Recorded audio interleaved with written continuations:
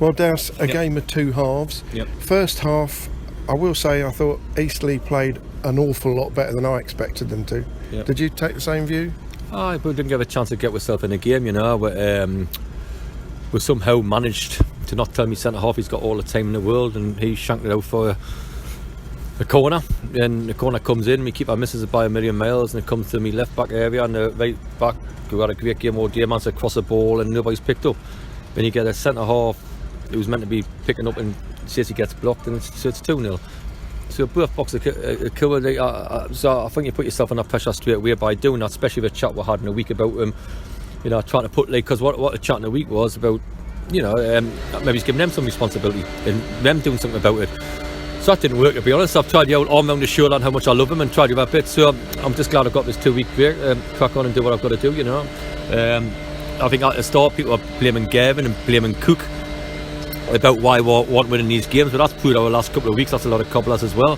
So we're looking at different situations, you know. And the second half we've battered into their goal mouth really, and it's sort of saying they're sort of saying, go on, score a goal, and I haven't got anybody of that quality to score one in the box. So it's both boxes what cost with a day. I know the midfield were non-existent, like, but the both boxes are the ones what cost with a day.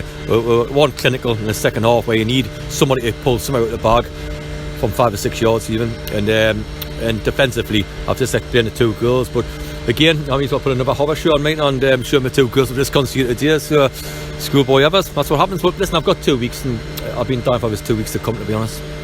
And second goal came from our right hand side again, which you've been mentioning all season. And you know, so at least we kind of blame Cookie, can we, all the time, you know. And but first goal that was, wasn't it? A crossover. First goal, and like, but there's a lot of Evers to put into that, David, rather than just blame me right back or me right side.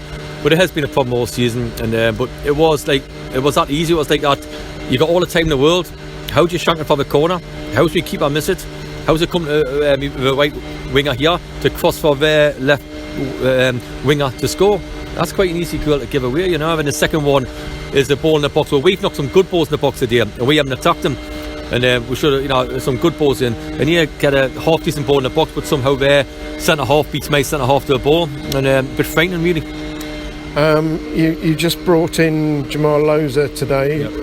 Was that a case of giving Tuesday's team a chance to put it right and prove that they could do it? Yeah, beforehand, you know, I said beforehand I think we need to make a few changes, but you sort of say, yeah, go on and let's get it done, especially the state of the pitch, which is not knocking Eastleigh at all. And I thought, right, okay, let's, you know, we'll get people around Hyde and we'll get pace on the flanks and we'll run at people. But and in training, if you ever see them on training, it certainly did that. But the lack of quality, the lack of end product worries us. You know, 2 wingers had 2 great opportunities, Josh and Jamal, to score today. Great opportunities to score, and you know, it never took them. And Tops has come on and had a couple of bloody good opportunities and all, never took them. So if you don't take them, you're not going to win football matches, just like if you concede goals. But listen, there's no great panic. I'll do what I like to say. I haven't changed my thoughts on Thursday, to be honest. I'm not as angry or whatever. I'm quite level on it, to tell you the truth, where I sort of know what I've got to do, if you know what I mean. And it's come a case where, you know, I'll let it crack on and do what I've got to do. You mentioned there were some great balls into the box today, which there were. Yeah. And there was one that I think there were a few claims that had actually gone over the line. I don't think it had personally, but the keeper seemed to manage to get to most of them. The keeper's got them chest height well a few times. I'm thinking it wouldn't happen in our net. You know, like if we had the pressure what we had, we would have fooled at the back us. We have sort of, you know, the balls are coming in, and I'm thinking, we said, like, it's once in the second half, I'm looking over, and we 2 centre halves are there, but to stand still, haven't even jumped. I'm thinking, blink and jump, like, you know, but if you haven't got in you, that's what happens. And you know, we've got to attack balls in there. We haven't scored a lot of corners or free kicks for a long time now, and it comes from bravery. But it just so happens that we get an innocent corner, what comes over, no great shake, no great height, and he gets his head on it and ends up in the back of our net, you know. So a lot of poor goals we're conceding again. 20 goals in 6, is it? Yeah, I'm not sure. In 7 in all competitions. Yeah. It's becoming. I know you've just spoken about this with BBC Surrey, where Gavin asked you if it's becoming a mentality thing. I guess you're the sort of person who doesn't believe in that. I do, but I wanted to flip it on its head on Thursday, what I said about the players and what I said on my Friday thing, because I want to say, okay, we've tried different ways, formations, we've tried fighting on the beaches to get in a little bit. Go on, you do something about it. So if you can't either, which proved today defensively, then away from home we're in a bit of trouble at the minute. So we've got to try to find solutions to that, which will work very hard. It'll have to be personnel, because we've tried every formation going, so it'll have to be a personnel thing, who can dig in away from home. Yeah, you say that. Excuse me. You say that, but you were undecided about what exactly you were going to do today until you got here. You said you wanted to look at the pitch first. Yeah. So what was it that made you decide to go for the 4 at the back instead of the 3?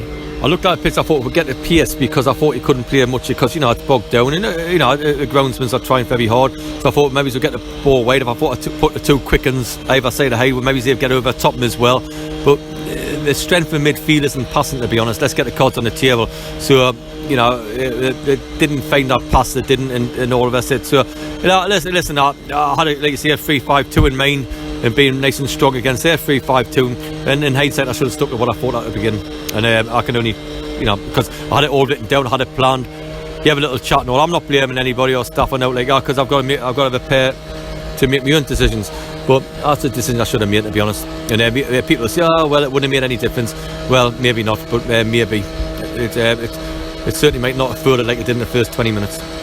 Are you considering trying to recruit someone to play in midfield to pass the ball? It sticks out, didn't it? We need a pass. Yeah, I think in everybody's view it doesn't lie, because people are telling us that, and they've been telling us that for the last 6-7 weeks. So you can't deny it, So we need somebody to put the foot in the ball and pass it. And I was hoping Jarvis might do that to a certain extent. Somebody to have a bit of about who will put it on it and give it to us. And we haven't got that in there. They're honest and all that. Pook's an honest kid, gives probably too many fouls away, but he's an honest lad. Kane will run around, but like I say, passing isn't their greatest strength, to be honest. So it's one of them where we've got to try to get somebody in there who can pass it, to go for legs around it. Yeah. You need a non-league national Glenn Hoddle. Yeah, I wouldn't mind one. So that's what we'll do. We'll keep on going through, and like I say, I know what I've got to do, to be honest. Okay, we'll leave it there. Thanks very much. No problem.